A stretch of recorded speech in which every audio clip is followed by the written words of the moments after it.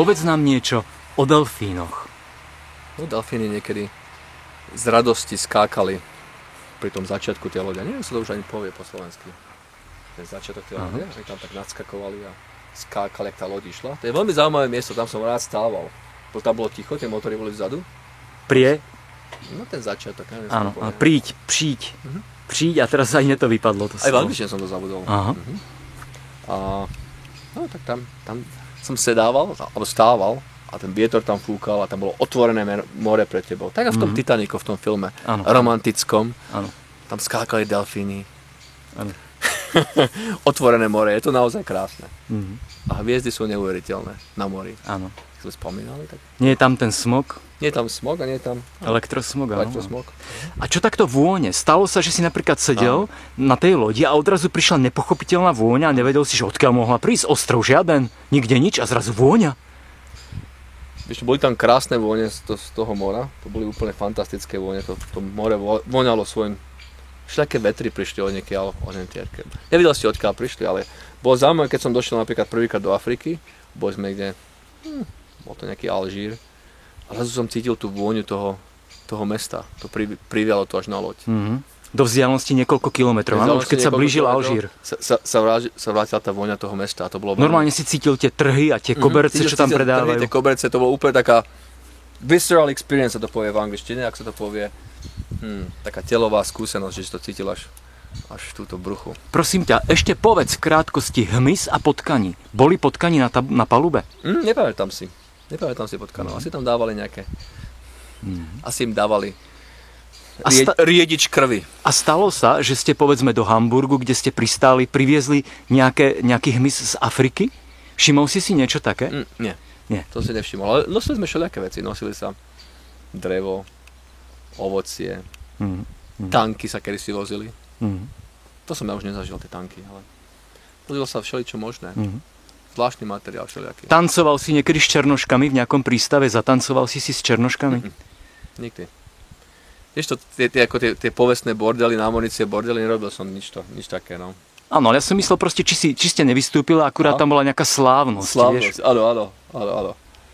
Taká slávnosť, že zase pri nejakých domorodcoch. To len Krištof Kolumbus ešte robil. Áno. Už moderné prístavy. Máš dosť silnú sánku, teda priestrannú, širokú, mandibulu. Položil na stôl, odsekol, tak by ostala stáť, tak to by sa nespadla, vieš. A tá mandibula sa hodí aj k námorníkovi, predsa len námorník je silný chlap, ťaháte lana, aj keď dneska možno sú nejaké... Ešte ti poviem jeden príbeh, to je srandovný, teraz sa mi niečo vybavilo. Povedz, hovor. To bol taký námorník, ktorý chcel byť námorníkom. Toto bola ako kedysi Dunaj pláva, všetko, o čom hovoríme. A tam bola ako riečná zložka, námorná zložka. Toto bol človek, ktorý plával ako na Dunaji a bol celý potetovaný, mal kotvy, lana, mal všelijaké zlaté reťazky s propelérom. Áno. A on strašne mal sen ísť na tú loď, na to more. A to nevieš nikdy, ak sa to zastihne to more. To je ako keď si horolezec, nevieš, ak budeš sa vlastne... Jak zareaguješ na tú výšku a nedostatok kyslíku, tak takisto víš, tá pohybová nemoc, to tiež nikto nevie, ako to zasiahne. Tento človek prišiel, mal sa na lodi nejakého pol roka a loď vyplávala z prístavu, začala sa trošku kývať, okamžite mu bolo zle.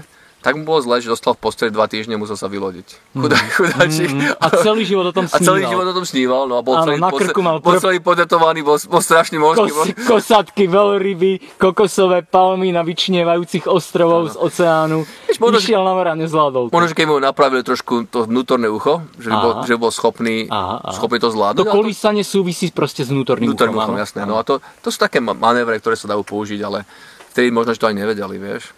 Že také niečo existuje. Dokonca to dokážu napraviť tie vnútorné ucho.